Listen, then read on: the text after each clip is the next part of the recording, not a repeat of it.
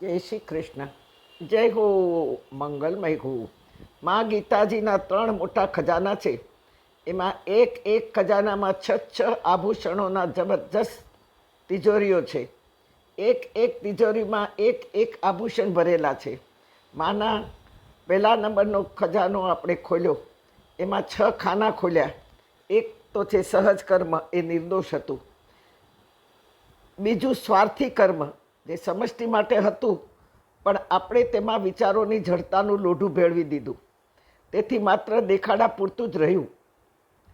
ત્રીજું કર્મ છે કૃતજ્ઞ કર્મ, જેમાં ભગવાનની કદર કરવાને બદલે મેં કર્યું, મારાથી થયું, હું ન હોત તો, તેથી ત્રાંબુ ભળી ગયું, તેથી સખત થયું, પણ વેચવા લાયક નહીં રહ્યું, ફળ નહીં મળ્યું, કરીને ધોઈ નાખ્યું. ચોથું ધર્મ કર્મ જરૂર કર્યું, પણ વાહ વાહ પ્રશંસા નહીં મળી, રાજીનામું દઈ દીધું. આ લાખ ભેળવેલું ગુસ્સાની અહંકારની ગરમીમાં ઓગળી ગયું, એનું પણ ફળ નહીં મળે. પાંચમું કર્તવ્ય કર્મ, છૂટકો નથી, તેથી કર્યું. મા બાપનું, વડીલોનું કરીને ધોઈ નાખ્યું, તેથી કર્યા પછી પણ ઝાડ આપણા જીવનનું જે વૃક્ષ હતું એ તેવું ને તેવું જ રહ્યું, ફળ નહીં લાગ્યા. છઠ્ઠું સેવા કર્મ, પૂજા નિર્ગુણની હોય, સેવા સગુણની હોય.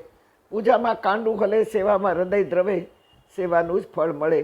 24 કેરેટનું આ ફળ કર્મ ફળ વગરનું કેમ રહી ગયું?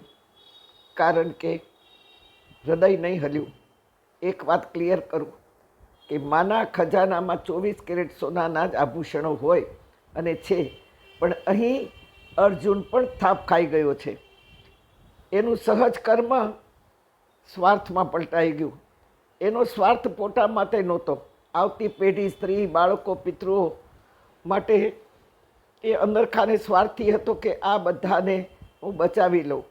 તેથી શ્રી કૃષ્ણની દ્રષ્ટિ એ અર્જુનના વિચારો લોઢા જેવા જડ લાગ્યા. આપણે પણ અર્જુન જેવા જ છીએ. જુઓ, કૃતજ્ઞ હતો, કદરદાન હતો, છતાં હું કેમ મારું, આ હું પણ આવ્યું, આ મારા ગુરુ, આ મારા આચાર્ય, આ મારા સગાઓ, આ મારા સંબંધીઓ. આ ત્રાંબા જેવું કર્મ જેને સાક્ષાત શ્રી કૃષ્ણના શબ્દોએ પણ કરંટ ન લગાડ્યો. કર્તવ્યને સમજીને નહીં કરી શક્યો, યુદ્ધ કરવા તૈયાર જ નહોતો. એ કર્તવ્ય એવી રીતે સમજતો હતો કે મારે સમાજ, માનવોને બચાવવા, આવતી પેઢીને આતતાઈ મુક્ત કરવાનું કર્તવ્ય કરવાનું છે, પણ એને બચાવવાના છે, નથી મારવાના. સમજ્યો નહીં કે આવા આતતાઈઓને તો મારવા જ જોઈએ. ગીતાજીનું ધર્મામૃત હતું, પણ પીવા તૈયાર નહોતો. સેવા કર્મને, જે સત્યને પડખે ઊભા રહેવાને બદલે અસત્યને જ એ સમજી શક્યો હતો. બાકી સત્યને પડખે બેસવા તૈયાર જ નહોતો. સત્ય એને અસત્ય લાગતું હતું. સત્ય એ હતું કે તું માર, આ ગુરુ કહેવાને લાયક નથી દ્રોણ, કે જે અસત્યને પડખે ઊભા રહીને દુર્યોધનની સેનાને સાથ આપી રહ્યા છે. કૃપાચાર્ય જેવા આચાર્ય પણ આચરી ન બતાવતા, પણ વિચાર પણ નથી કરતા કે કોના પક્ષે ઊભા છે. આજે પણ તમે જુઓ, આવા જ આચાર્યો, કહેવાતા આચાર્યો કે જે અધર્મને પડખે ઊભા છે. મેં સાંભળ્યું છે કે એક આચાર્ય તો મુસ્લિમોને બહુ સાથ આપી રહ્યા છે.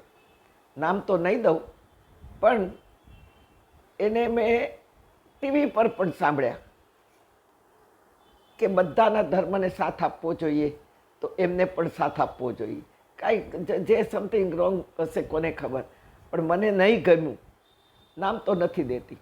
તેથી આજના આચાર્યો જુઓ, આજના કથાકારો જુઓ, આજના ભક્ત કહેવાતા ભક્તો જુઓ, આજના સ્વામીજીઓ જુઓ, અસત્યને પડખે જ ઊભા છે. એક સ્વામીજીએ તો એટલું બધું અસત્યને સાથ આપ્યો કે સાંભળીને ભલભલા ધ્રુજી જાય.